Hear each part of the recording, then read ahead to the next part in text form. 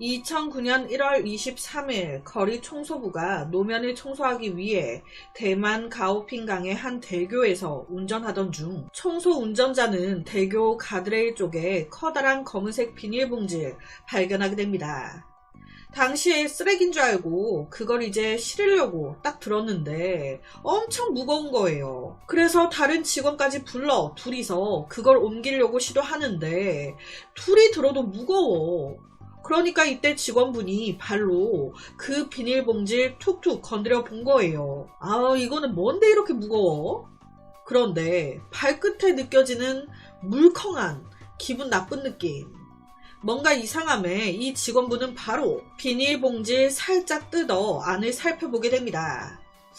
돼지고기인가? 하고 안을 들여다본 그 순간 이 직원 남성과 눈이 마주친 비닐봉지 속에 무언가. 그건 한 여성의 시신이었습니다.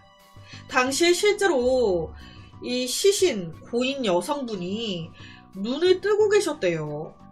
얼마나 무서웠겠어요. 쓱 안을 봤는데 뭔가 날 쳐다보고 있으면. 여튼 발견된 그 시신은 옷을 다 입은 상태였고 묶인 상태도 아니었습니다. 눈에 띄는 찔린 상처나 자상 같은 것도 없었고 그저 무릎과 종아리, 양쪽 다리 발가락에 피멍과 얼굴에 몇 개의 시체 반점이 전부였습니다. 아무래도 사망한 지는 약 이틀 정도 지난 걸로 추정됐어요. 당시 시신에는 신원을 확인할 만한 게 전혀 없었습니다. 그렇다 보니까 경찰은 신원 확인에 도움이 되길 바라며 고인이 입고 있었던 검은색 반팔 니트 티와 카키색 크롭 팬츠 그리고 속옷까지 모두 공개를 합니다. 시신이 발견된 근처의 모든 CCTV까지 싹 뒤져요. 하지만 별다른 단서는 발견되지 않습니다. 시신이 발견되고 다음날 시신이 있던 부검실로 남성 2명이 찾아왔습니다. 제 여동생이 며칠째 연락이 안 돼서 그 시신이 발견됐다고 하던데 혹시나 여동생일까 싶어 찾아왔어요. 인테리어 디자이너인 후씨라는 여성이 갑자기 실종됐다면서 이 후씨의 남자친구와 친오빠가 시신 확인하러 온 거예요. 이 후씨가 사라진 당일 집값 계약금으로 약 40만 위안 정도를 들고 중개업체와의 약속을 위해 20일 오전 자신의 오토바이를 타고 집을 나섰는데 그 후에 바로 연락이 끊겼다고. 경찰은 바로 이 후씨의 통화 기록을 조사하기 시작했습니다. 이 여자 진짜 20일 오전 10시 20분쯤에 가오슝시 펑산에서 전화를 한 직후 통화한 기록이 전혀 없네. 그렇다면 10시 20분 이때쯤 납치가 됐고 그 후에 바로 살해됐을 가능성이 있겠다. 대교에서 발견된 이 시신이 후씨의 가능성이 높겠네. 하지만 정작 이 시신을 확인해본 이 후씨의 오빠나 남자친구는 좀 갸우뚱했어요. 맞나? 아닌가? 왜냐면 이 후씨가 원래 허리까지 내려오는 긴 머리의 여자였단 말이에요. 그런데 발견된 이 시신은 머리가 어깨 정도밖에 안 오는 거예요. 아니 그럼 얼굴 보면 바로 각이 나오는 거 아니야? 싶은데 이것도요, 당시 시신 얼굴이 퉁퉁 부어가지고 멍들고 아무리 봐도 잘 모르겠더래요. 거기다 입은 옷도 당시 발견된 시신은 카키색 바지에 니트 검은색 반팔이었단 말이에요. 정작 이 후씨가 실종 당일 입고 나간 옷은요, 밝은 색깔의 티에 검은색 바지, 다른 옷이었습니다. 입고 있는 옷도 다르고 얼굴도 잘 모르겠고 머리 스타일도 다르고 다른 사람 같기도 하고 포기하려는 그 순간 뭔가 찜찜한 거예요. 그래서 이때 경찰이 이 후씨의 친오빠분과 발견된 시신 DNA 검사를 해보게 됩니다. 했더니 웬걸 후씨가 맞다고 나온 거예요. 후씨가 맞아. 아니 후씨가 맞다고 하니까 더 멘붕이 오는 겁니다. 아니 실종 바로 직전 집을 나설 때까지만 해도 긴 머리였는데 왜 머리가 짧아진 거야? 거기다 입고 있는 옷이 왜 바뀌어져 있는 거지? 여튼 그렇게 사망자의 신원이 밝혀졌습니다.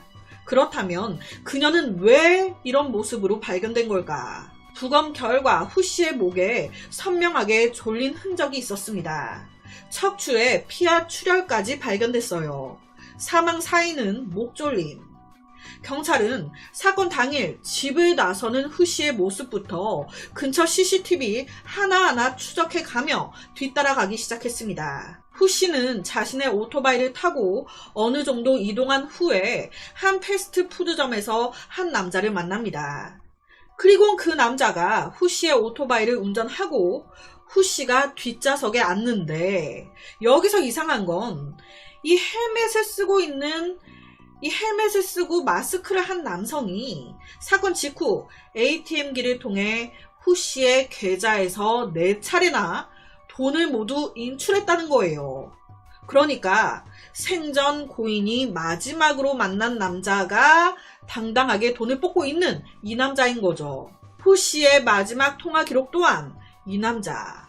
와, 너 냄새가 난다. 경찰은 이 남자를 강력한 용의자로 보고 쫓기 시작했습니다. 그는 후 씨와 알고 지낸 지인이자 후 씨에게 집구하는 걸 도와주겠다고 한 쉬성재라는 남자였어요. 쉬성재. 후 씨가 실종된 당일 자신의 집으로 그녀를 데려가는 모습까지 포착됐습니다. 경찰은요, 이걸 모두 확인하고 나서도 바로 들이닥치지 않았어요.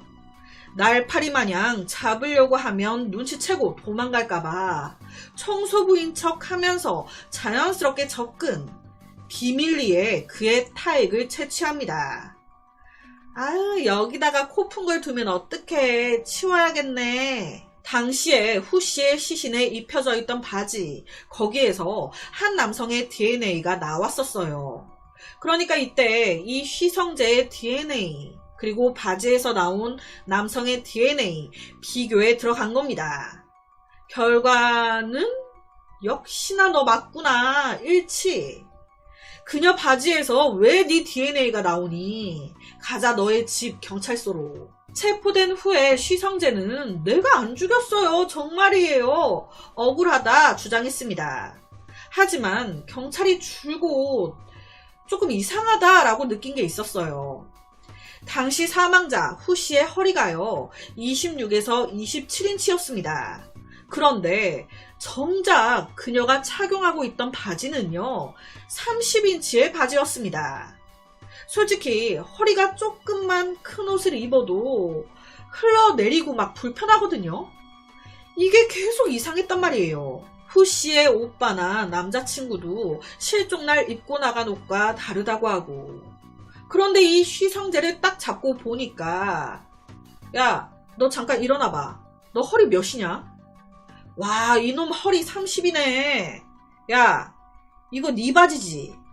여기서 무너진 거예요. 이놈은요, 사실은요, 진짜 제가 죽이진 않았어요. 갑자기 지 혼자 죽어버린 거예요. 나는 그냥 너무 놀래서 시신을 버린 것밖엔 없어요. 시신을 버린 것만 인정. 자, 죽은 자는 말이 없다고 산자, 살인마의 말은 이렇습니다. 사건 며칠 전 후 씨가 자기한테 먼저 연락을 해왔다는 거예요. 쉬성재야, 나 집을 좀 알아볼까 하는데 너 아는 좋은 중개인이나 좋은 집 없어? 그래서 사건 당일 둘이 만났다는 겁니다. 그 후에 둘은 쉬성재의 집으로 향했습니다. 왜? 집 문제로 의논하려고. 그렇게 집 안에서 이런저런 얘기를 잘 나누고 있는데 갑자기 후 씨가 기침을 막 하더니 천식 발작을, 애가 막 뒤로 넘어가.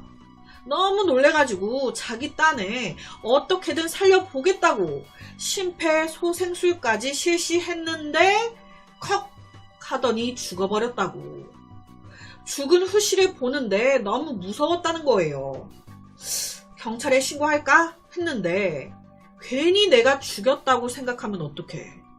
그래서 다음날 시신을 가방에 담아 후 씨의 오토바이에 싣고 시신을 버리러 갔다는 겁니다. 가방 마냥 비닐봉지로 돌돌 잘 말아가지고 오토바이 뒤에 꽁꽁 잘 묶는다고 묶었는데 대교 위를 지나가다가 갑자기 그 비닐봉지가 밑으로 떨어져 버렸다. 아, 어떡하지 하다가 무서워서 그냥 그대로 도망갔습니다. 이게 쉬성재의 말입니다. 내가 죽인 거 아니에요. 자기 혼자 지병으로 죽었어요. 나는 시신을 유기한 죄밖에 없습니다. 경찰은요, 이 말 믿을 수가 없었어요. 왜냐, 이놈이 원래 입만 열면 구라쟁이로 입벌구로 이미 엄청 유명한 남자였거든요. 그리고 그의 말은 여러 가지로 말이 안 됐습니다. 혼자 발작 일어나서 죽었다고? 근데 왜 옷은 달라져 있어? 머리는 또 왜? 아, 개소리 하는구나. 검찰과 경찰이 수사한 결과 쉬성재는 사건 당시 경제적인 어려움이 심한 상태였습니다. 돈. 그래서 나쁜 생각을 품고 중개인 소개를 핑계로 2년 동안 연락이 끊겼던 후 씨에게 전날 자기가 먼저 걸어서 만나자고 한 거예요. 너 들어보니까 중개인 구한다며? 내가 알아봐 줄까? 그렇게 자연스럽게 만나 자신의 집으로 유인. 쉬성재의 아파트에 도착한 후에 바로 그는 거실 소파에서 방심하고 있던 후 씨의 목을 콱 조르기 시작했습니다. 후 씨 얼마나 놀래요. 그러니까 발버둥을 쳤죠. 그러니까 쉬성재가 아이씨 인연이 미쳤나. 그때부터 주먹으로 제압한다고 막무가내로 막 때리기까지 시작한 겁니다. 그래서 얼굴에 몸 여기저기에 멍자국이 있었던 거예요. 이놈은요, 죽이고 때린 걸로 모자라 기절한 후 씨를 성폭행까지 했습니다. 이때 나름 머리 쓰겠다고 몸 안에 사정하면 나라는 게 바로 걸릴 거 아니야. 그래서 몸 밖에다가 사정합니다. 얄팍한 지식, 자기 나름 잔머리 쓴 거예요. 못 찾겠습니까? 다 찾습니다. 쉬성재는 후 씨가 죽은 걸 확인하고 피해자의 신원이 밝혀지면 나도 바로 잡힐 것 같아. 그래서 피해자가 누군지 모르게 해야 하는데 어떡하지 하다가 증거를 없애기 위해 시신을 화장실로 끌고 가서 씻깁니다. 그리곤 후 씨의 허리까지 오는 긴 머리를 다 잘라요. 그 후 후 씨가 원래 입고 있던 옷을 다 벗긴 후 별거 중인 자신의 아내 윗도리를 입히고 자신의 바지로 갈아입힌 뒤 시신을 비닐봉지에 넣습니다. 그렇게 다음날 오후 10시 쉬성재는 시신을 가오핑강에 버리려고 이 강위 대교까지 몰고 갔어요. 옆에가 실제 다리 영상이에요. 대교 한쪽에 오토바이 세워놓고 예를 들어서 우리 한강 있잖아요. 한강 대교 가면 난간 있죠. 이제 이 난간으로 시신을 강으로 넘기려고 그 난간 밖으로 시신을 낑낑대면서 들어 올리는데 난간이 너무 높아. 내 힘이 부족해. 거기서 손을 헛디디면서 시신이 든 비닐봉지가 다리 쪽으로 가드레일 안쪽으로 떨어진 겁니다. 이렇게 난간 넘기겠다고 이렇게 들고 막 이렇게 낑낑대다가 가드레일 그 안쪽 도로 쪽으로 떨어진 거예요. 옆에 딱 여기에다가 여기로 떨어진 거예요. 그 순간 누가 봤을까봐 두려워진 이놈이 그대로 여기에 시신을 두고 도망가 버린 겁니다. 그 후 이틀이 지나도록 이 대교 한쪽에 방치되어 있다가 청소부에 의해 발견된 거예요. 이렇게 다 나왔음에도 쉬성재는요, 끝까지 자신의 주장을 굽히지 않았습니다. 와, 소설을 쓰고 계시네요. 내가 안 죽였다니까요.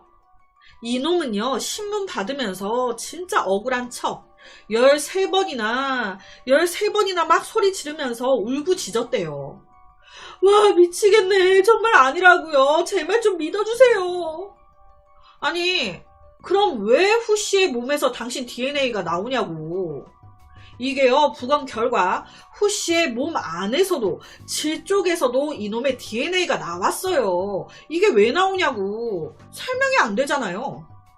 지 말로는 그날 후 씨 이 생식기 여기 밑에랑 좀 부딪혔다고. 이게 말이 됩니까?